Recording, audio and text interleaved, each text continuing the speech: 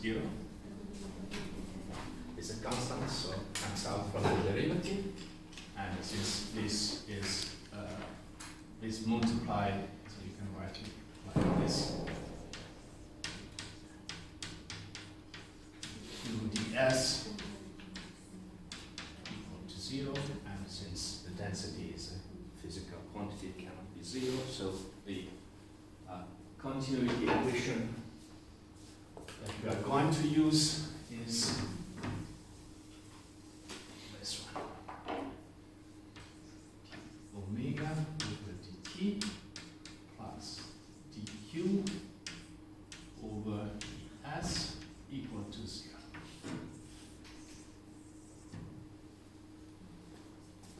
Okay, we can, but we're not, we will not do this. Use Q as the so-called kinematic variable.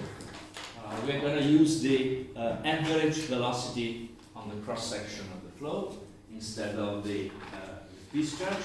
And there is a simple algebraic relationship between the area, the flow rate, Q, the volumetric flow rate, and the velocity, the average velocity on the cross-section, which is Q, is by definition equal to the product of the mean velocity, the average velocity in the cross-section, times the area.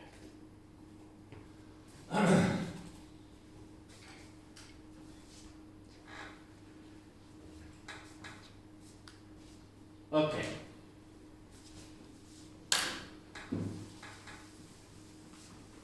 I did this in detail. For the next one, I will go much quicker.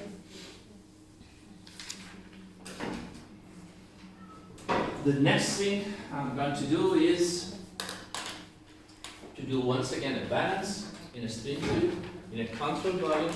This time not of the only of the mass, but of the momentum. And the momentum is the product of the mass times the velocity. So I write something like this, mass, velocity,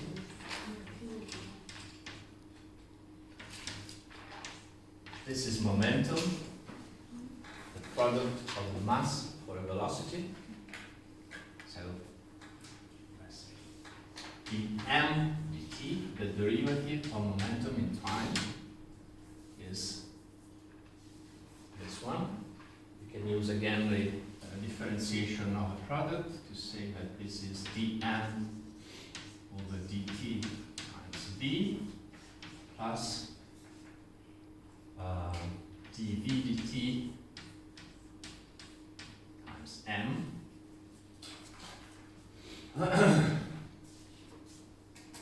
dv dt. So conservation of mass tells you in this. I'm not specific about what mass is, but conservation of mass means that this term here is 0 because the mass doesn't vary during the flow, during the motion, and you can write this like ma. So the time derivative of the momentum is the product of the mass times the acceleration. Okay? The acceleration is by definition the derivative of the velocity. And the second, Newton's law tells you that this must equate the forces acting on that mass. Okay? So it's a little more complicated than the simple balance of mass, but because you have also the forces involved. So this is why it's not exactly a conservation principle, because momentum doesn't conserve, it's equal to the forces.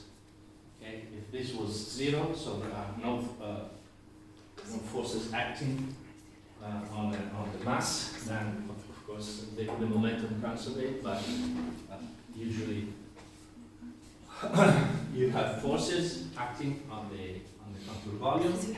So what we are trying to write down now is an equation like this for this stream fluid. It would be dm dt. This is the variation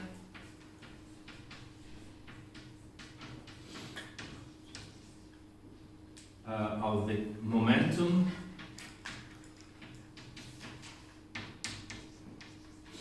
in the contour volume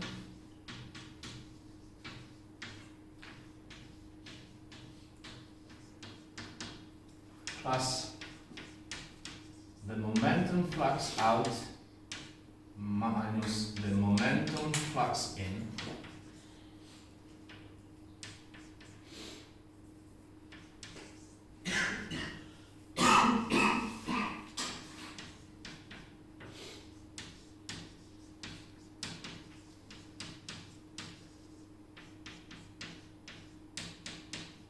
as before.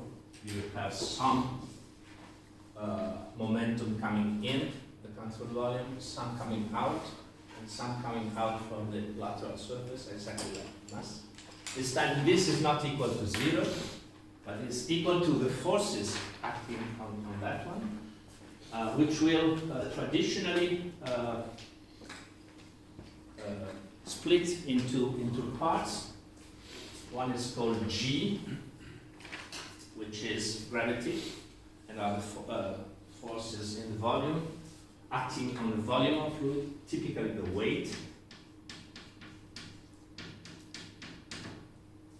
As much as we are concerned, it's essentially the weight of the fluid contained in the contour volume, because the gravitational field is acting, is applying a force on that, on the volume of the fluid contained in the contour volume that is associated to its weight, plus what we call pi, which is these are what we call the volume forces, which is essential, as I told you, the weight. And these are the surface forces. So the forces that are exerted on the surface of the contour volume, which is essentially pressure,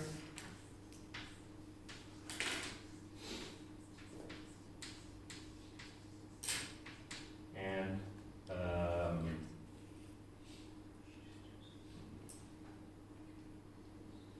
stress. Let's call it the stress. The tangential stress on the surface. So these are the typical forces that you encounter in any fluid mechanics problem. So field forces, like the weight, so the gravitational field acting on the fluid contained in the volume, and then forces that are exerted on the fluid on the boundary of the contour volume, which can be of two kinds.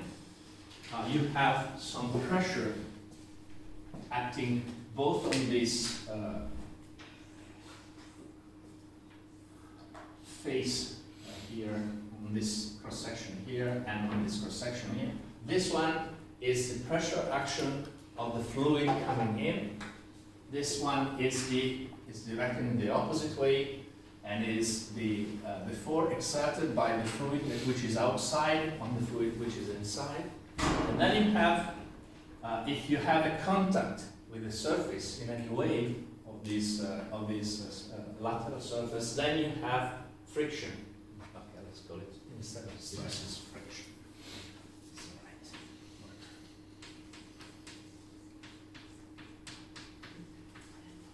all right. Okay.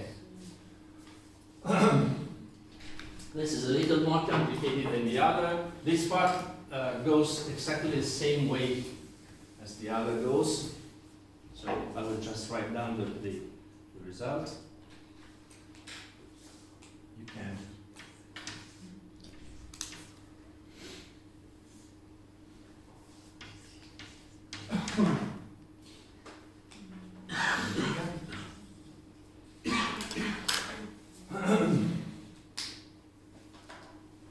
This is the entity. I already simplified the ds that comes out at the end, but okay. You can try to do exactly the same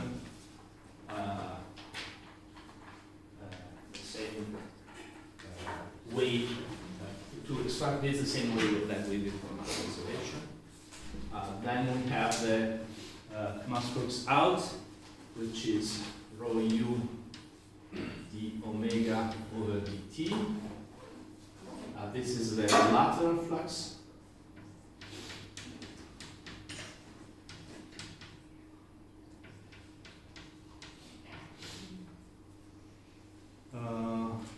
Then we have this d over ds rho q u, which is the net flux out.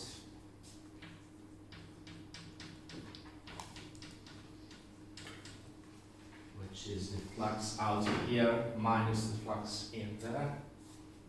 Okay. I just skip a few passages, but you can do that on your phone.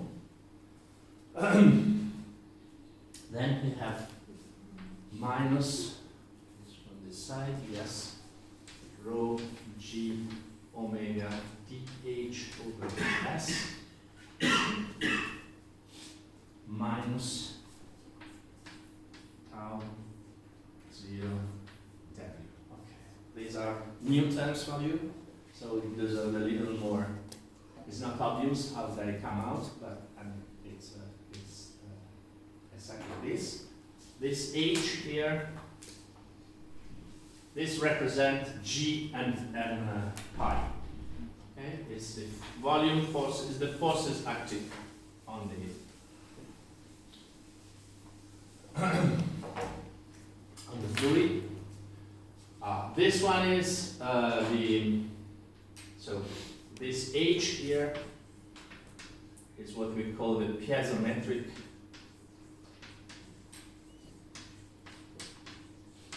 head. Okay, and it is the sum of P over plus GQ plus Z. This one represents the weight, it's a kind of potential energy. Okay, so Z is the vertical position of the portion of fluid you are considering. This term here, or better, G times this Z, so it's better to write like this, GZ times rho P plus rho G.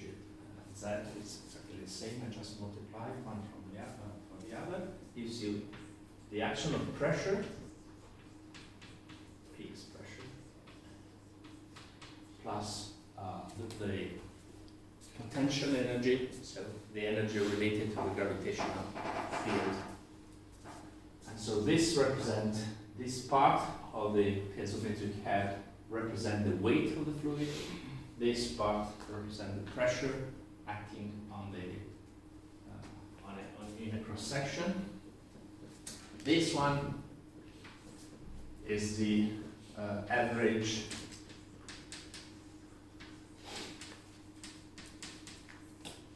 tangential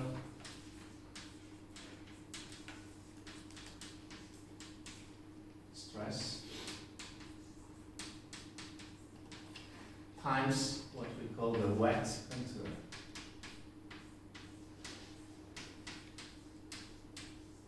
So this is friction.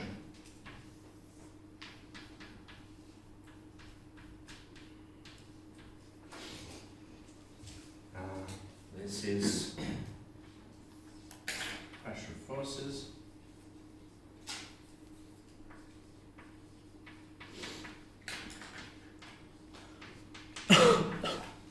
straight. Okay.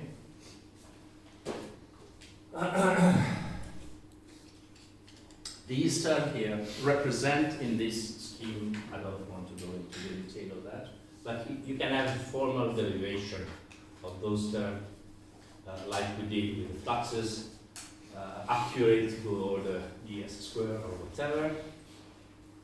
And you, at the very end, you obtain these two terms here. Then we can, let's assume this one is correct, then you can go on this with your paper and pencil. After we can do it together, but for the moment, let's stay here and put these two terms together. As usual, we can write down something like rho u omega derivative with respect to t plus the derivative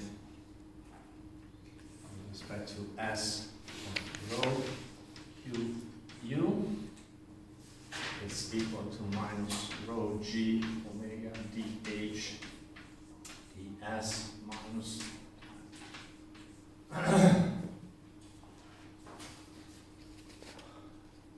tau 0 w. Then we split these together once again, but in a different way. So we can write this like u d rho omega times dt plus rho omega du dt plus q, the derivative of rho q over ds plus rho q du ds. We are close to it, and then we will stop for a break because I'm getting tired. Minus rho g omega dh ds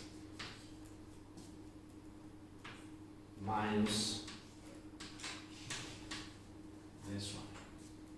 Okay, so we use first the derivative rule for a product, for the derivation of a product, to put these two terms together, and then we split them again in a different way. Just to recognize here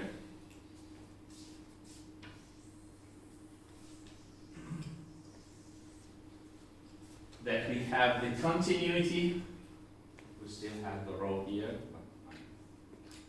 it's the continuity times u. You remember, we have d rho omega over dt plus d rho q over ds equal to 0.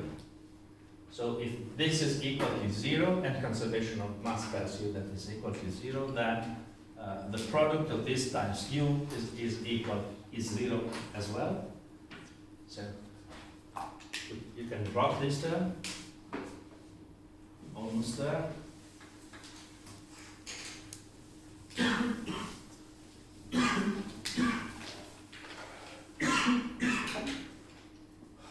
You divide by rho omega.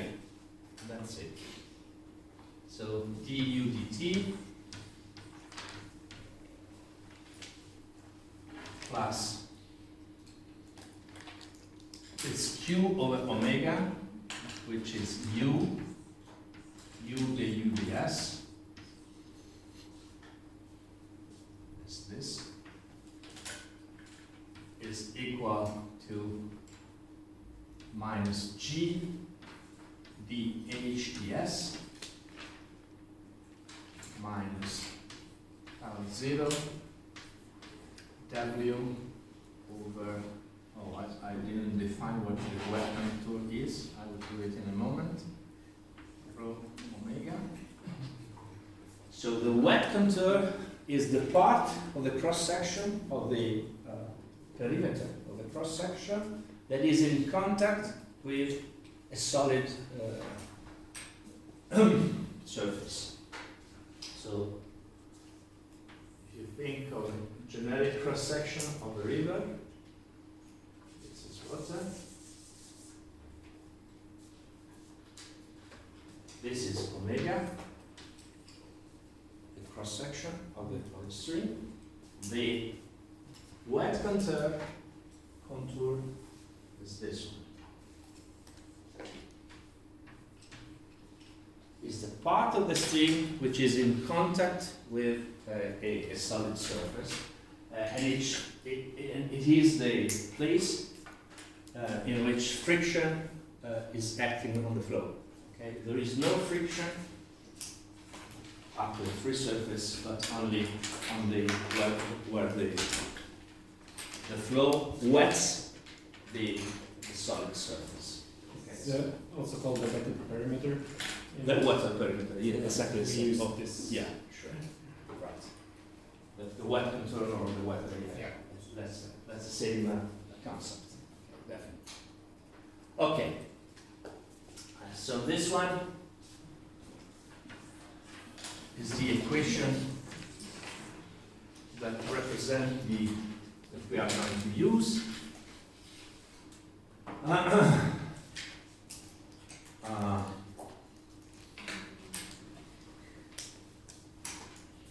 So you have variation of the velocity in time, this convective term here, which represents the flux, the convective flux of momentum.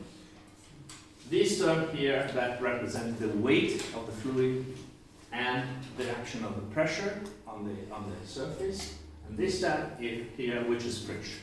Okay, these are the most important ingredients of this equation, and is what we are going to use for the rest of the course. So it's a 1D formulation of the momentum equation. Okay, so let's start for the break now. It's the right moment.